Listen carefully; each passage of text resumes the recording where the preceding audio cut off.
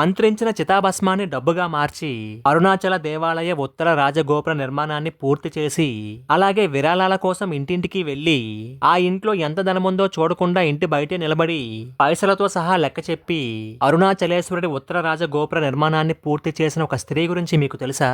చెన్నైలోని గోపాలపిల్లై అలు అమ్మల్ దంపతులకి ఒక కుమార్తె జన్మించింది. ఆమెకు అమ్మని అమ్మలనే పేరు పెట్టారు.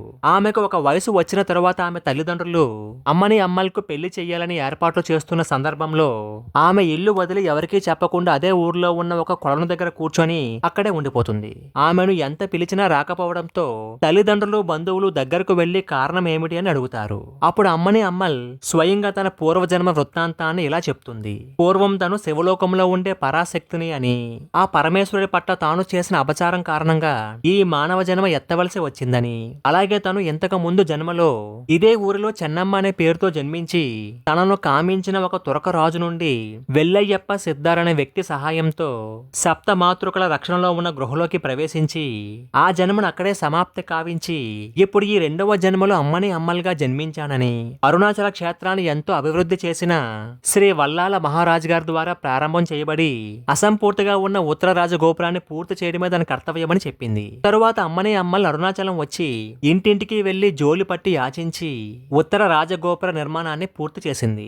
ఒకసారి గోపుర నిర్మాణం చివరి దశలో ఉన్నప్పుడు నిర్మాణాన్ని పూర్తి చేయడానికి కావలసినంత పైకం లేని సమయంలో ఆలయ సిబ్బందితో పాటు ఇతర భక్తులంతా ఏం చేద్దామా అని ఆలోచిస్తున్న సమయంలో ఆ అరుణాచలేశ్వరుడు అమ్మని అమ్మల్ కళలో కనిపించి విభూతిని మంత్రించి ఇవ్వు, ఆ విభూదే మీరు కోరుకున్న పైకంగా మారి నిర్మాణం పూర్తవుతుంది అని స్వప్నంలో ఆమెకి ఆదేశాన్ని ఇస్తాడు.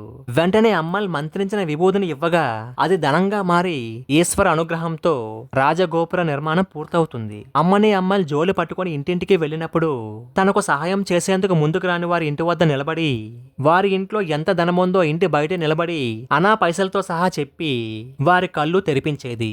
అలా ఎంతో కష్టపడి పూర్తి కాబడిన ఉత్తర రాజగోపురాన్ని ఇప్పుడు అమ్మని అమ్మల్ గోపురంగా పిలువబడుతూ ఉంది.